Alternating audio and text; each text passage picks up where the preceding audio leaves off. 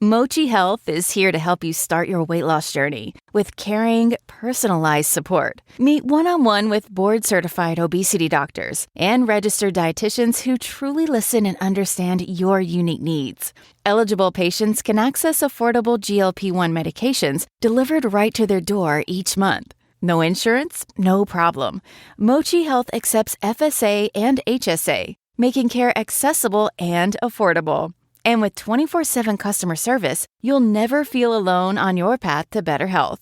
Get started with Mochi Health today. Take the free quiz at joinmochi.com and use code AUDIO40 at checkout for $40 off your first month of membership. That's joinmochi.com with promo code AUDIO40.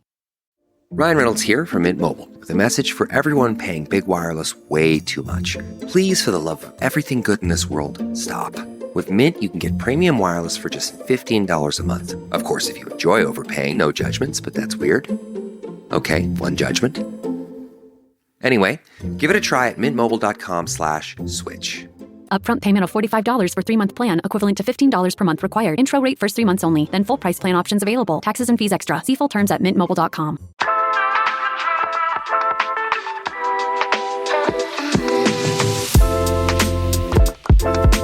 Welcome back to Connect with Jonathan Martin. I always say this every week because I am pretty floored every single week about the different types of people and cases and episodes, but this is a very different episode. I typically, obviously, do unsolved cases, missing person cases, and this week, that was not the case at all. This is a really good example, this episode, of readings that I do for my clients privately, not on the show. Not every single reading that I do on the show and outside the show is unsolved, missing persons, working with law enforcement. I help real people with real situations. Now, with this episode, we talk a lot about mental health.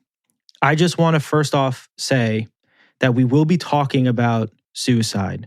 If you're not comfortable hearing about suicide or any type of discussion surrounding that topic, I highly encourage you to skip through this episode. This is not for everyone. Our guest does so much good work. She has a nonprofit organization called Spark Initiative where she helps a lot with veterans, youth, everyone. Her name is Brooke. Let's welcome Brooke to the show and let's get right into it.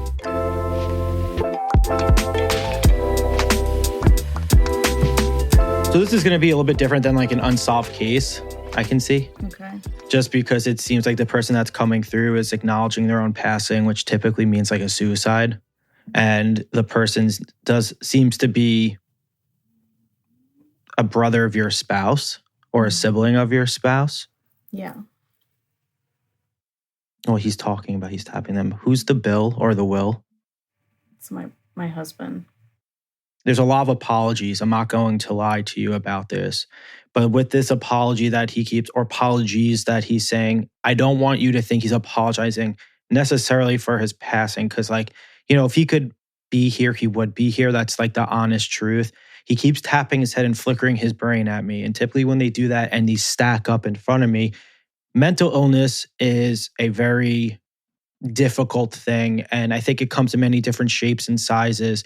The reason why I'm talking about this is because he's saying that it's within a family. And when he keeps stacking up, it means there's different people within, I guess, your husband's side of the family that is affected by some type of mental illness. And the reason why he keeps talking about this and why it's so important is because he keeps saying, it's not that he didn't have resources. He keeps saying he didn't know how to use resources, if that makes sense. Because what he's talking to me about is there's many helping hands. It's just sometimes people have a lot of pride and they don't want necessarily the help, it seems. Another thing too he keeps showing to me, which I wanted to ask you about, it's a sign that I use when someone cheers is, right? It could be drinking, it could be drug, it could be whatever. It's just the excessive amount of doing so. Yeah. And what is constantly being shown to me throughout all this, I find this interesting actually. So his passing turned to a passion for you and your husband, he keeps saying. He keeps saying that, I know this is going to sound stupid, but he keeps saying a negative turned to such a positive is what he keeps talking about. And he's just so thrilled about it because he's saying you're giving resources to what he felt. And again, I'm sure he had resources. I don't want to like say that he didn't.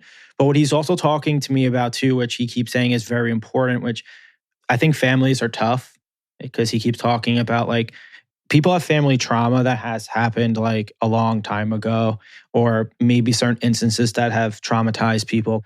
And I think abuse comes in many different ways. It doesn't have to be necessarily physical at times.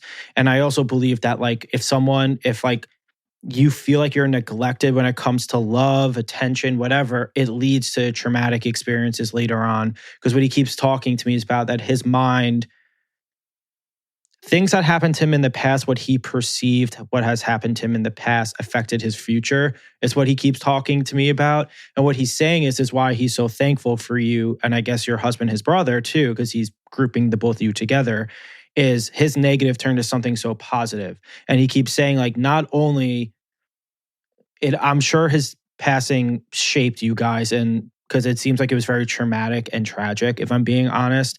But he keeps saying it's now helping different types of people in different types of situations based on what had happened to him. And what he's also saying too, which is also very nice and very sweet, is he's thanking you particularly for kind of picking up your husband when he was very down. And he keeps saying to me, it's a roller coaster. It's not a straight path, because he's saying that he also has, like, rightfully so after what had happened, I'm sure like some issues. People get depressed after people pass away. That's just a fact. Like I got depressed, like it's a fact. But he's saying that you picked up a lot of pieces when it came to him and his side of the family too. And what he's also talking to me about is it's kind of like a clear path, clear eyes is what he's talking to me about how he can finally look back now in hindsight's 2020 and see just how much he was loved. I think that's a big thing for him, is the loving part of this stuff. Because he keeps going back to that to me about being a kid, being a young adult, to like an adult, about feeling, he keeps using the word, I don't know if it's neglect, but it's like an abandonment type of issue or something. Because he keeps saying he's looking back now at like a very larger picture and seeing there was a lot of love. And again, what he's saying to me is you can't kind of like you can't self-medicate mental illness, is what he's saying. You can't self-medicate.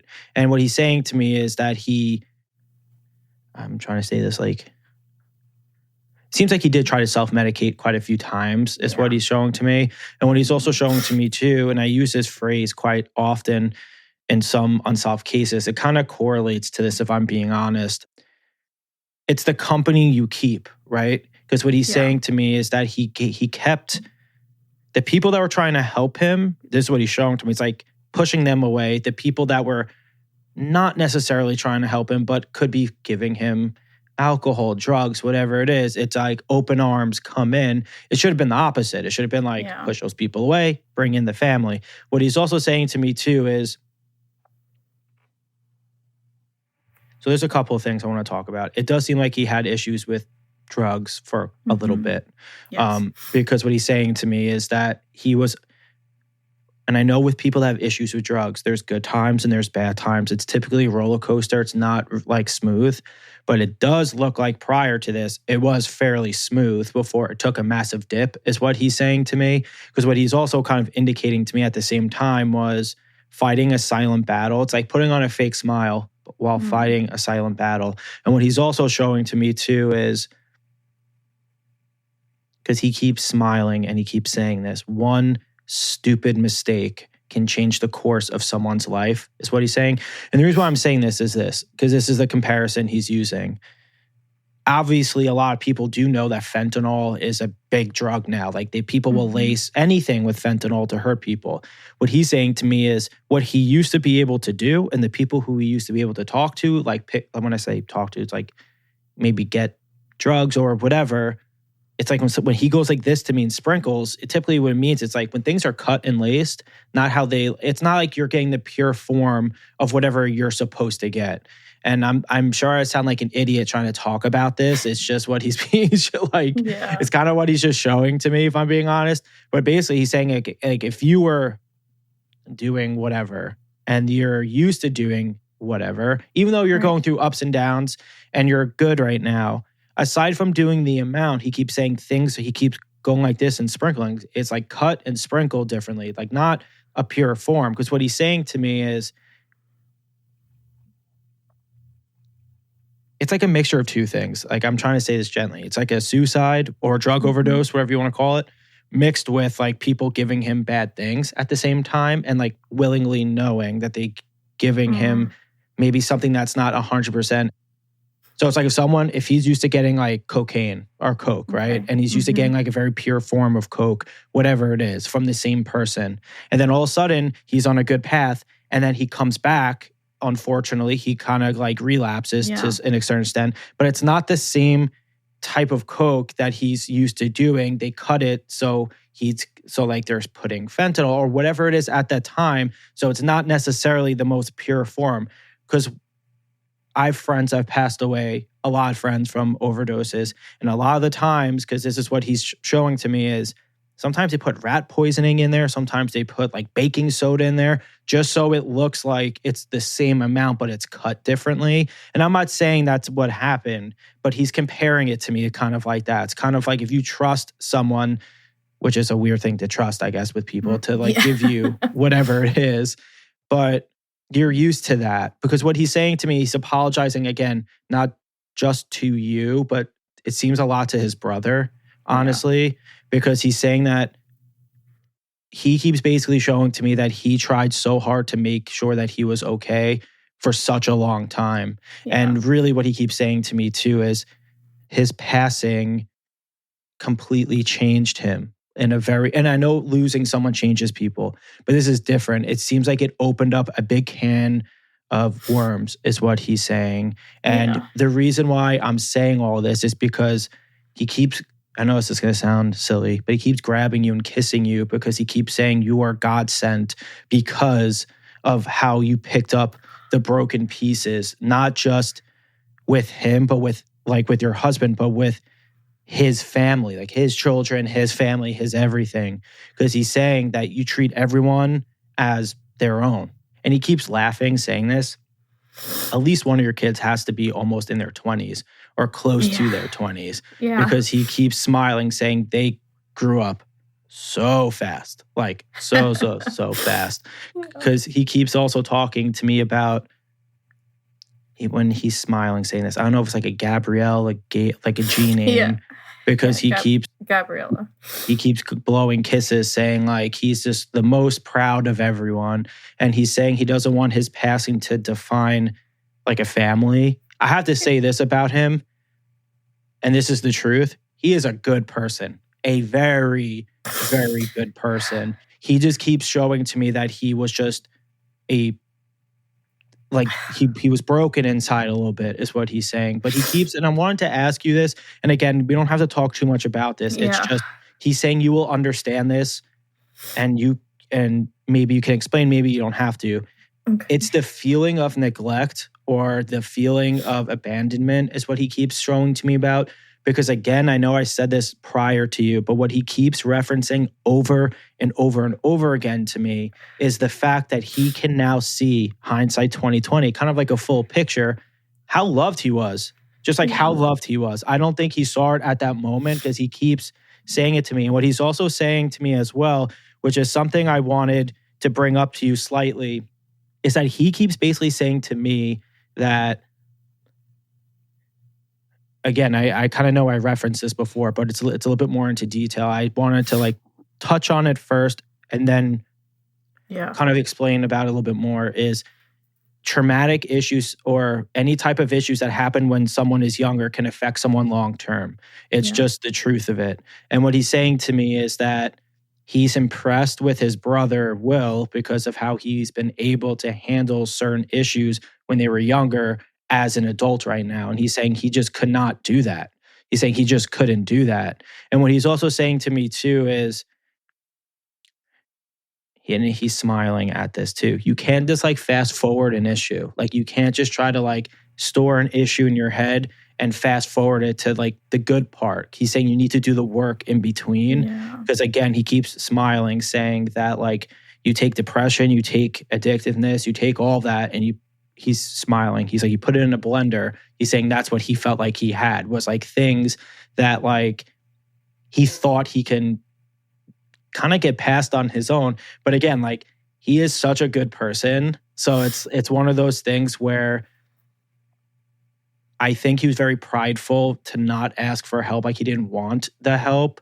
And what I can also see too is that, and he's saying this will make sense to you. When sometimes people put on a mask, right? You could put on a fake smile for a very long time, because he's saying he was able to put up a fake smile for a very, very long time. Yeah. But what he's also saying to me, to you, is he's grabbing onto you saying he should have listened to you a little more, is what he's saying. He's grabbing onto you saying he should have listened to you a little more, because it seems, and I'm not saying your husband did not see this, he's pointing mostly at you about this, saying that you saw kind of between the cracks is what he's talking about. Yeah. Like he's saying you were very aware that it was more than a substance issue, is what he's saying. And what he's saying to me also is last conversations can hold on to like a lifetime. So what he's saying to me is kind of like text messages. I'm sure you guys spoke and I'm sure you guys had phone calls. And what he's showing to me though is a last conversation can hold on to people for a very, very long time. And he keeps saying to me again and pointing at you and kissing you all over, saying he should have listened to you. And he's joking, saying the woman in his life were right, is what he's saying. And he's saying that the women in his life were right. And he's so apologetic because, and I hope you know this, he really, from my perspective, this is just from my perspective of just like tapping into him, honestly, it's more so he was like a misunderstood person, a good person, like a really good person. Think you found the one, but something feels off? If you've met someone online who seems too good to be true, they probably are. Before you fall for flirty texts and stolen profile photos, use truthfinder.com to run a background check. Find out if they're really a Nigerian prince, a hot co-ed, Mr. Perfect, or a total fraud within seconds. Use a name, email, or phone number to search for anyone to verify age, criminal and traffic info, and much more. Go to truthfinder.com/dating today to uncover who they really are.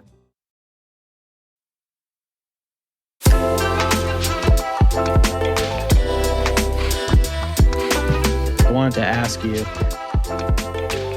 I mean, I don't know if he's being literal about this. This is why I'm like kind of smiling. He's going like this and like saluting me, right? So when people salute me, it means one of two things. Either they were in the service or you help out people that are in the service. Because what he's saying is like the stuff that you do now, he's with you every step of the way, because he's saying of how many lives you touch and change. He's saying he doesn't want you to think it goes like unnoticed, because he's saying I don't know if you're like a therapist or something, but he keeps basically saying to me that it's not just a one lane that you help out in. It's not one lane. He's saying you help out with so many different things. And he's saying you put yourself in the mess to help out other people. But he keeps saying to you and to your husband, he's thankful that his incident turned into something so positive. So he's saying if you can get anything out of, unfortunately, his passing, it's the fact that you turned something so negative to so positive. Now, I'm sitting here and I want to cry because he's a good person, but I'm holding it together. But I would love if you could share with everyone, because I want to hear it from you, just because like I know I said this like 16 times, but he is such a good guy. Like he is like literally such a solid guy. And I wanted to ask you this also because he's saying this must have happened over 10 years ago or close to 10 years, because what he's saying, it feels like it happened yesterday still to like everyone. And I know with like passings, that's what it is, but he's saying that it's still kind of fresh is what he's talking about. Can I ask a question? Yeah. His kids, like, is he okay with what we're doing with his children? Well, I mean, it seems like, from my understanding, he's hugging you all together. You must have adopted them or took them in because he is blown away by that. Like, I don't think I could put into words, because he showed that to me before, that you took on the responsibility of, it seems like, his children. Yeah. And I didn't know at what capacity that meant. Like if you help them financially, if you help them as like a parental, when he's hugging everyone together, that's a sign for one unity, one family kind of. Yeah. And I would just assume based on that you took them in. Like I can't put into words how happy he is for that because you've like, the way he's showing to me is you've been like the best, he's joking, like aunt and stepmom that there is. And also his brother too, Will, has been such a good father figure in a time because they seem similar to me in like many ways. And I know they're siblings, but I could not be any more different than my brother, if I'm being honest. Yeah. They seem very similar. Obviously, they grew up together, I'm sure, and stuff, but he is just absolutely like blown away and so happy the fact that you took them on. And he's laughing again, saying that you are like the mom that he wishes that he had at the time, because he's saying you did act very much when he was going through things, from what I can see. Very protective is the word I want to use, and very like, it's like you can only push someone so much to try and get help, but if they don't want it, it's like, how can you continuously push someone? And that's why he keeps apologizing to you, is because he's saying that you, and I'm sure other people did too, but he's focusing on you. You kind of, like I said, saw between the cracks and the lines when it comes to things. And it's kind of like when someone goes like, I got this, like, don't even worry. Like, that's what he's like. And that's why I'm saying he's prideful, because it's one of those things where he's like, I got this, don't even worry. Like, I'm good. And he's also saying to me too, he used to always like minimize things as well. Like everything was always minimized. And he's smiling, saying, again, listen to the woman in your family. That's why he keeps saying that to me. Because I sometimes give the women in my family a little bit of like, I got this, I'm good, whatever. But I should lean on them more. And he's saying that you were pretty amazing in a time that was pretty difficult while he was living, and even after the fact, because he's saying after the fact of his passing, there was just chaos that kind of like ensued with it. Yeah. And he's saying that you were just very good from the like before he passed, and then after he passed, when the chaos started to get a little crazy. Yeah. So definitely please share. I would love to hear, and I'm sure everyone would love to hear. The reason I reached out is because he did pass away. They were, him and his girlfriend at the time, they had 3 children, and the police said it was a suicide, but my mother-in-law always said that it was not, that it was the girl that did it. And when we took his 3 children in 2017, my mother-in-law had told the kids that as well. And so that just always is rolling in their mind. So I don't mean to cut you off in any way. Yeah. I just wanted to say that, and I did cut you off, so I'm so sorry. It's okay. It's okay. Yeah, no, but I think there was some, like I said to you before, some type of, the way I was trying to elude this is someone cuts something up and they know it, right? It's like they know that they're doing stuff and it's cut up, but the other person doesn't. To me, that's kind of not a good, it's kind of like giving someone a gun and being like, there's no bullets in it, or I don't know if there's bullets in it, and they're playing around and they shoot themselves. It's like they knew that there was bullets in it and they knew it was a live gun. It's like, that's why I was trying to reference that to you before without like upright saying it, because I'm sure people in his family are going to listen, and I was just trying to protect everyone. That's why I said it the way I said it. But yes, there is some type of foul play involved. Okay. Yeah. What the police said was that he shot himself in front of their kids. That happened in a hotel room. And my husband and him and his brother grew up in a very neglected, like, just, there was drugs everywhere, you know, just a really bad situation. So that all makes sense. Man, I'm so sorry. And the only thing that I want, like, to do is make decisions, you know, with their mother still alive, you know? Yeah. So make decisions about that, like in a wise way, you know? No, well, one, I can't imagine, obviously, and 2, I get it, and I can definitely tell you this. If he's coming through happy, speechless of what you and your husband's done, I'm pretty sure you guys are doing a kick-ass job of what the decisions that you're making for the family. And that's also another thing I wanted to bring up was when I kept saying the company you keep, I was trying to let you know that the people who was around him, and that's why I said it's not you guys, it's not the immediate people, it's the company that you keep. And that's what he's saying to me was just a major downfall. It's like if you're trying to help him and someone else is saying you're good, then he believes he's good and he believes he can do drinking or whatever. It's a little bit of chaos, really. And I also see too, and I didn't really want to say this, but sometimes people are very impressionable in the sense where like someone can come in and like really like manipulate someone without even realizing that they're doing it. It's kind of like if someone trusts you, they'll do whatever you want. Right. Like when you break past that trust. And the only reason why I'm saying that is because he's saying he was a trusting person to the people that he cared about, and he would have done anything for, like if you told him to jump, he would say how high, kind of. Like he seems like that type of guy, not like a pushback guy, which isn't a bad thing. It just seems like he didn't want to lose anyone because, like I said, of like this abandonment thing that he had. So he would do whatever it is to hold on to relationships. And that's why I think he's such a good misunderstood person. I think he's such a good person.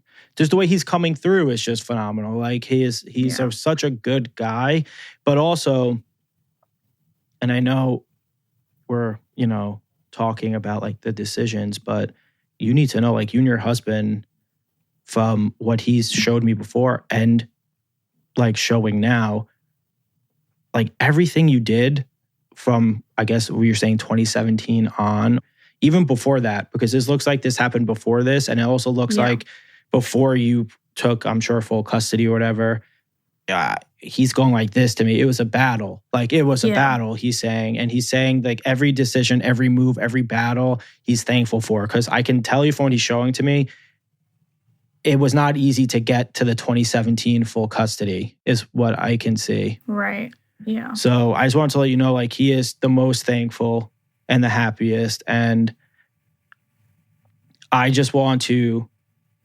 thank you for letting me do this today. Like seriously, like thank you for trusting me to just sit down and do this with you. I know it's not easy and I know it's scary. It's different. It's not normal. Yeah. I got to ask you though, because he kept saying this, what do you do to help so many people? Like I need to know because he keeps saying his situation turned into something so beautiful. So like, I need to know. I'm sorry. Yeah. The fact that he made that connection is another thing. Like every time I tell his story, I just want to make sure I'm doing service to him and not, like, because we lost him, so. Yeah.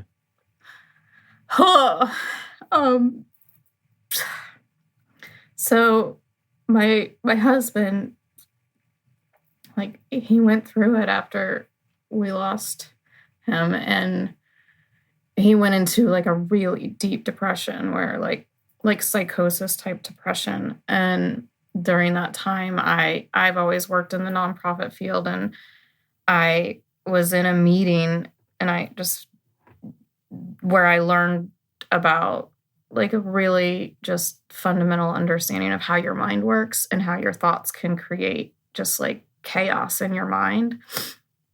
And Will really had a hard time thinking he didn't do enough for Keith. And he could have been there more because he was basically the parent figure for his two brothers growing up. And then he met me, and I feel like there was a lot of like, I basically took Will away from them, kind of. So maybe that's the abandonment bit. When I learned, I'm not a therapist, but I do mental health education. And what that means is I run a nonprofit organization that works with veterans and women who are incarcerated, but also youth. We teach about how your mind works. It's called the Spark Initiative, and that everyone has this spark inside, like to help them and guide them. And so that's what we do. But what I can see now is that everything that happened with him led me to what I do now, because when I learned about this, it helped my husband so much. And so when it helped him so much, then I know I'm not being very articulate, but I made it my, like, I was always in drug and violence prevention education before this. And I feel like what I have learned since then about how your mind works and the thought and feeling connection, it could have helped him. It could have helped Keith. And so that's what I do. Wow.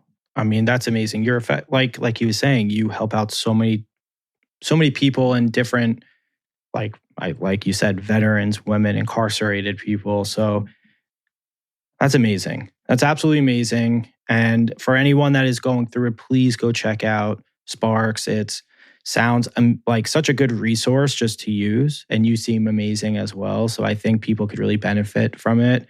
Obviously, a lot of people that listen to this show lost people. That's why they're listening. So yeah, that they could benefit from this. Like I could benefit from it. I think everyone can. We all sometimes lose people. And it hurts us in ways that we can't even imagine and comprehend. And sometimes it's hard to see the light at the end of the tunnel with that.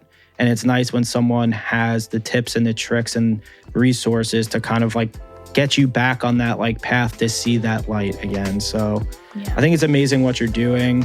And again, just thank you so much for trusting me to do this. It's seriously been such an honor and a pleasure. Thank you. Thank you so much.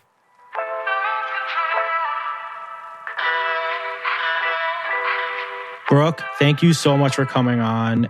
Like I said, this was a very heavy topic, but it turned out to be something a little beautiful with some closure and some education, I will say. If you want Brooke's help, she has an amazing nonprofit. It's the sparkinitiative.com. And if you or anyone is going through a really tough time, please reach out to 988, the Suicide and Crisis Lifeline. I just want to say, guys, we see the ratings and the reviews, and I am so blown away. Please keep going. Every milestone, I'm giving away a reading. I just selected one of you guys for a reading for the 300th rate and review. If you or anyone in your family is affected by an unsolved case or anything that you need some guidance on, please send an email to connectjonathanmark@gmail.com. Thank you so much for listening every single week. Have a good one.